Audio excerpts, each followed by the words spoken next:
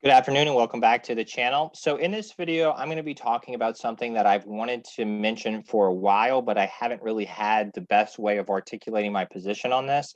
But with Charles Hoskinson's video last night, the post-truth economy, he mentioned some things that I want to go into a little bit more in depth. In addition to that, BitBoy did a video called "The Internet is Rotting Away" 9 days ago, and I'm also going to be tying in some things that he mentioned in this video as well and give you my general thoughts on everything moving forward. I do think that we will see a authoritarian push in the blockchain space, the same way that we're seeing one right now all across the world. And I think there will also be a more freedom-oriented push in the blockchain space as well. And so I want to talk about the different dynamics with both of those things and comparing those to the current internet and system and platforms that we have today. None of this is financial advice. I'm not a financial advisor. Do your own research, make your own decisions. You can go watch this video for yourself. I posted it on my community tab. About 17 minutes in, he starts going on this. It's pretty epic rant. It really was. Just talking about the different things that are going on in society. He called it a post-truth economy, and really, it's a post-truth society where truth just becomes you can just decide whatever is true for yourself, and objective truth doesn't matter anymore, and that you can just choose to deny basic facts and reality to live in your own delusional little bubble. And so that's what he was talking about in this video, and he was also talking about a lot of the authoritarian measures that are being taken. Talked about CBDCs, the potential of governments to be able to just press a button and shut off your finances at any point in time, and the risks of that happening all around the world. And that's what he was going over in this video. Feel free to watch it for yourself. And so that's my brief summary of what he said and what I want to go into. BitBoy was talking about how the internet is rotting away and why there is a need for a new internet.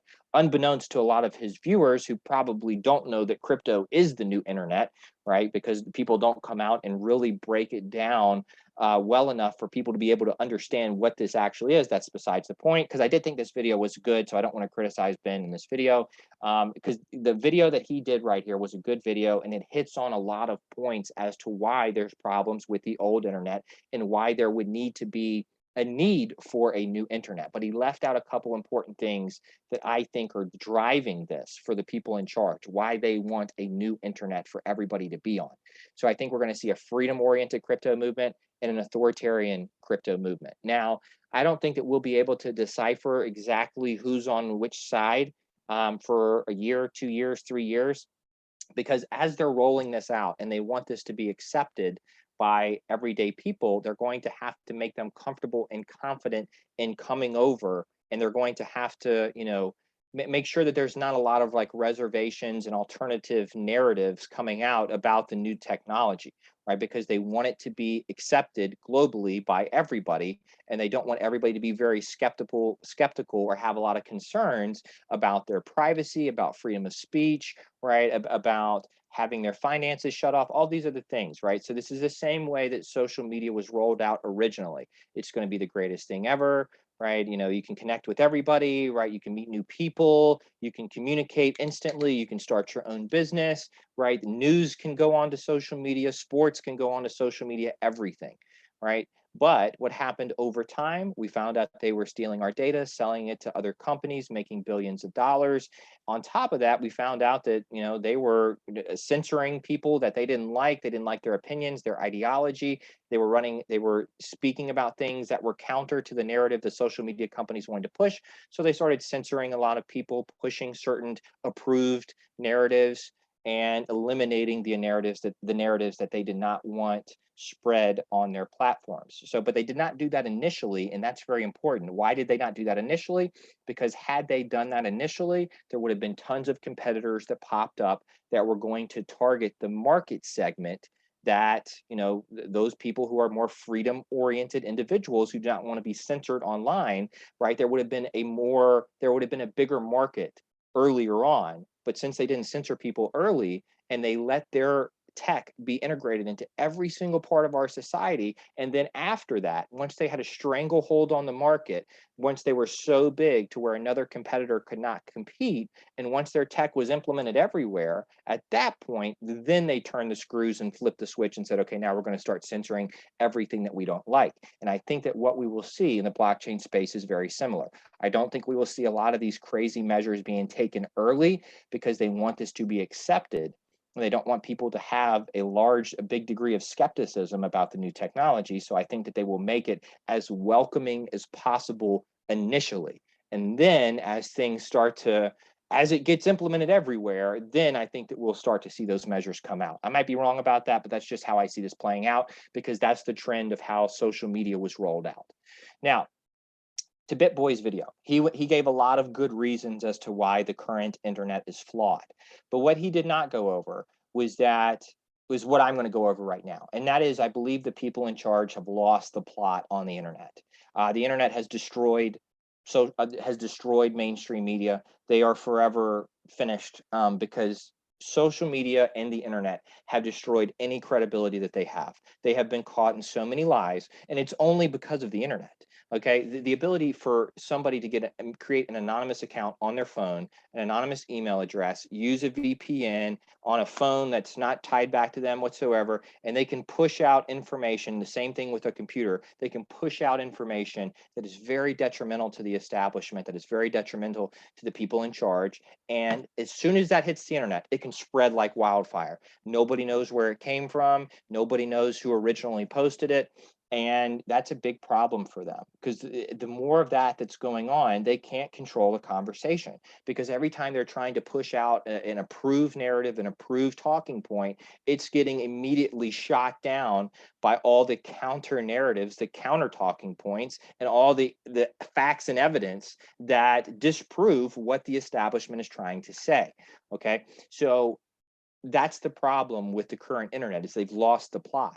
Right, they're going to take away the dislike. And this is not a political type of a conversation, just so we're clear on that. Okay, I'm solely talking about freedom-oriented people as opposed to authoritarian-oriented people. Okay, that's all I'm talking about. But they're going to take away the dislike button on YouTube, to where you can't see how many people were disliking videos. And why are they doing that? Because they don't want people like me and you to know exactly what is, popular opinion. They want to create popular opinion on their own. They don't want people to understand what is actually popular opinion. And if all of us are on in front of screens all day, we only see what it is that we see, right? But once we go out in public, we start speaking to people, we say, okay, I've talked to 50 different people at this game, at this event, at this concert, whatever it may be. Everybody had this general position. They don't want situations coming up to where people can find out on their own what is popular opinion. They want to create popular opinion on their own. Okay, so they're going to be getting rid of the dislike button, and because they've lost the plot on the internet. Now, let me go over why they've lost the plot on the internet.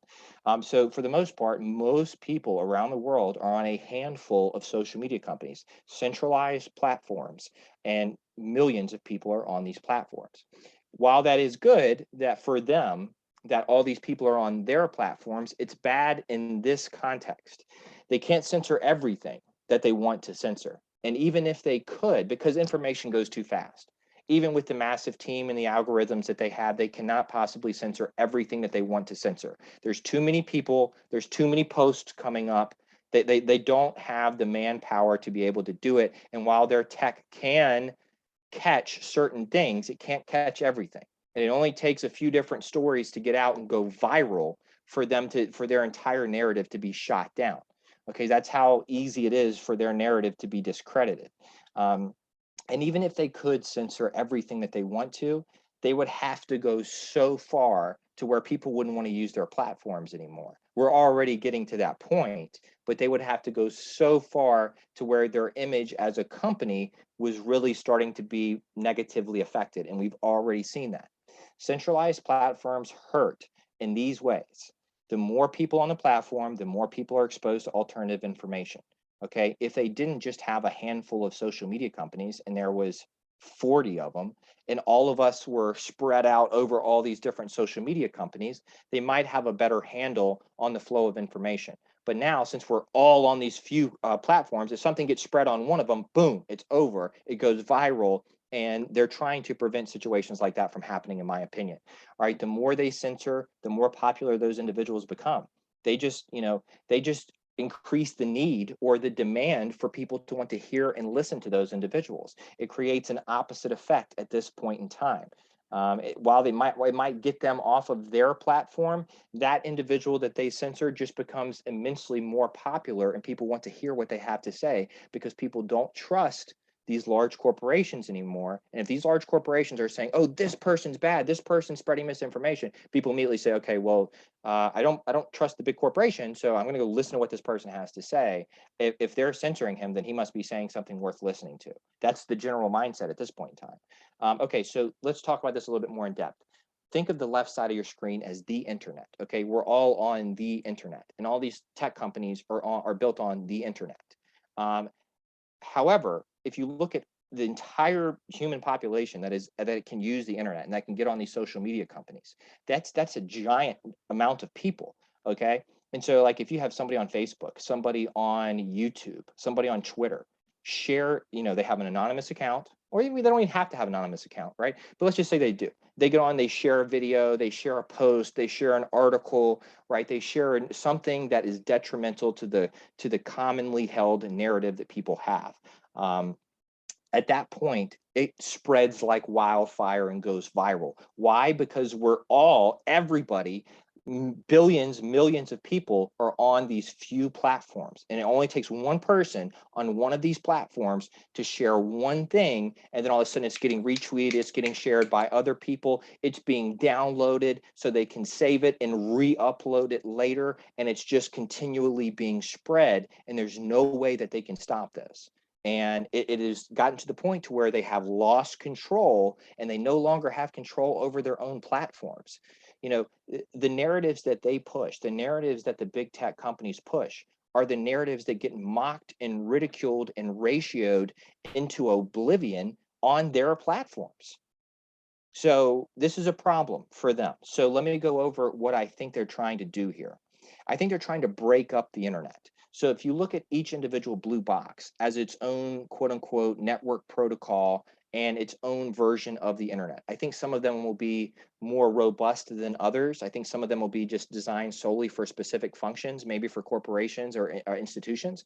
But if you look at, okay, this box is Ethereum, this box is Algorand, this box is AVAX, this could be Solana, whatever you want to call it. This could be Cardano. So if the internet is broken up and each one of these little, colored boxes, they are a social media company that is built on top of that network protocol. So as opposed to right here where we had everybody is just on these few social media companies all over the world on one internet, if you break everything up, and then, now as opposed to everybody being on this, now everybody is spread out to these different network protocols and through the different applications that are built on each one of these network protocols.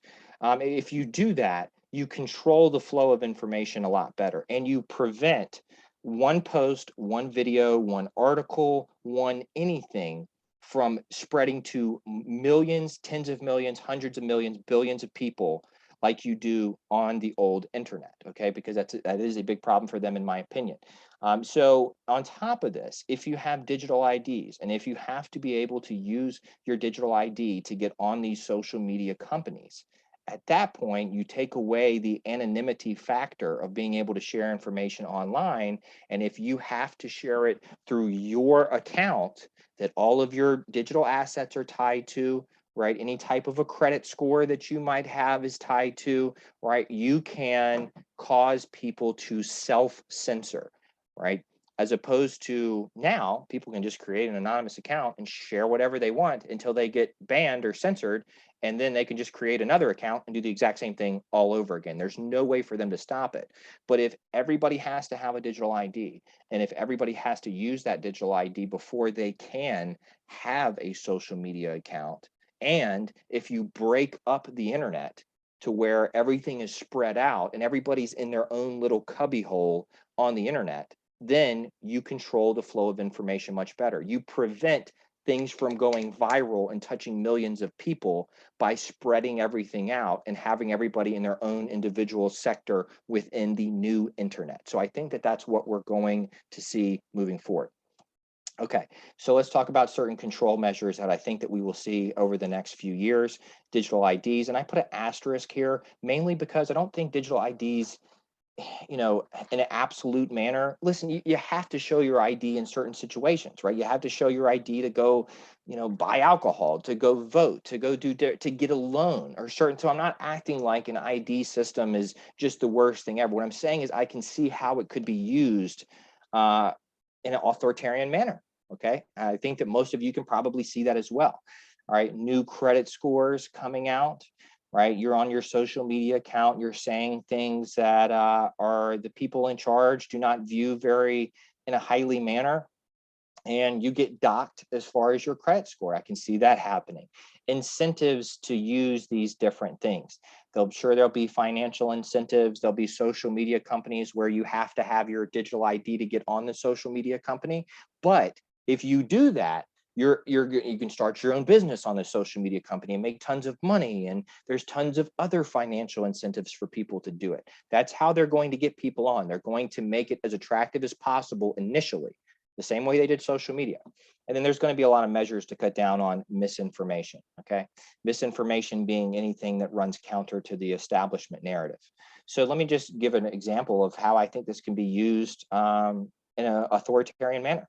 So this is Joe. Joe's on his social media account. Joe's sharing information or saying certain things that run counter to the approved narrative. And Joe gets docked as far as his credit score is concerned. Joe goes to check out at the store, and all of a sudden his transaction is blocked, despite the fact that he has plenty of money in his account. Okay, I can see something like that happening. I think we are years off from being there, but I can see something like that happen moving forward. Other things to keep in mind. Initially, everything will be sold as the greatest thing ever. Freedom of speech, no censorship, decentralization. We're the solution to big tech. It's going to be different over here, so on and so forth. Okay. Now, they're going to be very vulnerable in the early stages. And what I mean by that is they can't afford to lose the plot, to lose the narrative in the early stages of implementation of the new technology. They have to make sure people feel comfortable with it. They have to get people acclimated to the new system, and they have to make sure people feel confident that they're not going to experience the same things with these platforms as they did with the old tech. All right. So if there's ever going to be a time to push for freedom, freedom of speech, individual sovereignty, privacy, all those things, it's going to be in the early stages. At the next year, 2 years, 3 years, and over the next couple of years, that's going to be the best time for there to be a lot of pushback if this does start to happen. And I don't know if there's going to be enough larger channels that actually do that. So we'll see what happens in that regard. Big tech did not start out censoring. They let their tech get integrated into every aspect of society. And once they had everyone using it, then they started to censor and control what people could and couldn't see. Some of the authoritarian technology will likely be some of the most profitable investment opportunities with tons of opportunities to make money. I just put in parentheses here, metaverse. I'm sure there'll be tons of financial incentives in the metaverse. I'm specifically talking about Facebook's metaverse, but I'm sure that there'll be some type of a digital ID involved in that. And again, I'm not just trying to draw the connection here, digital ID equals bad. Right. What I'm just saying is this is a nuanced conversation. OK, there are ways that it could be used to where it could be used in an authoritarian manner. And that's just the reality of the situation that we're living through right now.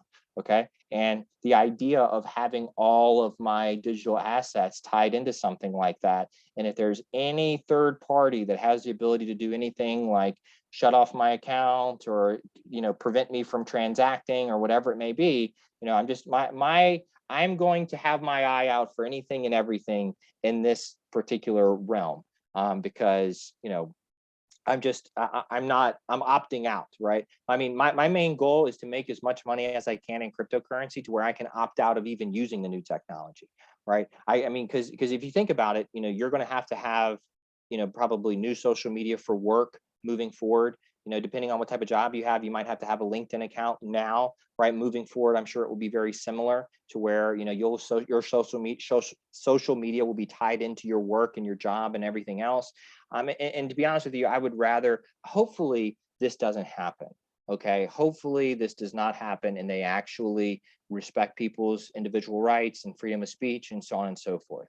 That being said, with everything that we see going on right now, I have very little hope that that's going to be the default, right? I think the default is going to be control, censor, push narratives, push ideology, and ban people that we don't like. That's how I see this playing out, unfortunately, and not universally across every network protocol and every application, right? It's just a matter of looking at it and saying which ones actually care about individual sovereignty and freedom and which ones do not, and then acting accordingly from there. So I'm invested in a lot of technologies that I think the people that are running them and the people that are running that particular company or nonprofit they're aligned with the people in charge, and I imagine their interests are aligned with the people in charge, and they're probably going to implement authoritarian measures at some point in time. And hey, you know what? I'm going to use the information that you've made public to make tons and tons and tons of money, and then after that, right, I will find whichever cryptocurrencies and technology that are more freedom oriented, and I'll just swap them out and I'll just do that. So I fully benefit from the return on investment from that while never having to use your technology and ultimately dumping that coin, you know, a year, 2 years, 3 years, 4 years down the road and swapping that for something else that, you know, people created who have, you know, freedom in mind when they created their technology. So, and that doesn't mean like uniformly, like I'm just going to get rid of all, because those are going to be the best investment opportunities. I mean, if you look at the different things I'm invested in, they're all tied to the people that are in charge, right? So I acknowledge this. I am going to benefit from it financially. That being said, down the road, you know, this is no time in the near future. Down the road, I will look at diversifying into other technology that aligns more with my values. So that's the best way I can put that. Centralized versus decentralized. Okay, so they're going to just call everything decentralized. You have to understand this. And calling something decentralized just on its face is an oversimplification regardless of the situation. Because what they're going to want people to do is draw this connection. Decentralized equals good, right? And so they're just going to call everything decentralized. Right? Something can be decentralized and they can still implement measures that restrict freedom of speech, that restrict personal sovereignty. They can do all those things in a decentralized system. Okay. I mean, they can figure it out. Okay. So it's not, I mean, this idea that something is, you know, centralized is bad and it's decentralized is good and so on and so forth. There's a lot of nuance to that conversation. There's ways in which certain parts of the technology can be decentralized and certain parts can be extremely centralized. Okay, so there is a lot more to this conversation. Just is something centralized or decentralized? There is a spectrum, and it could land anywhere across the range on that spectrum. So just understand that that's going to be the propaganda. They're going to call everything decentralized, decentralized, decentralized. So that means it's good. You don't need to ask any questions, right? You don't need to look into it any deeper. You don't need to do your own research. It's good. It's fine. You're going to be fine. It's decentralized. My plan moving forward is pretty much what I just said. I'm going to keep an eye on everything, you know, that I see with these measures and with the topics that I've discussed on this video. And over time, I'm going to start diversifying more into freedom-oriented investments in cryptocurrencies. I will probably still always have positions in the more that other technology, because those are going to be the best investments, and I'm going to use them to make a lot of money. I don't have to, because I've already come to this conclusion. If let's say that I already know that a certain chain and the applications on top of that chain are going to, you know, require digital IDs, require passports, require all these things to use their services, you know, that doesn't mean I'm not going to invest in them. I'll use them to make a lot of money, sure. Because if I don't invest in them, is it going to have any difference on their price action or how many people use their network? Probably not. So if I come to that conclusion, I just say, okay, well, I might as well use them to make a lot of money, to then be able to just opt out of the system entirely. And that's really my plan, to be honest with you. So that's all I have. This was kind of all over the place, but I just wanted to give you my thoughts on that. Let me know what you think in the comment section below. And yeah, that's all I got. This was not financial advice. I'm not a financial advisor. Take care. Have a good day. I'll see you in the next video.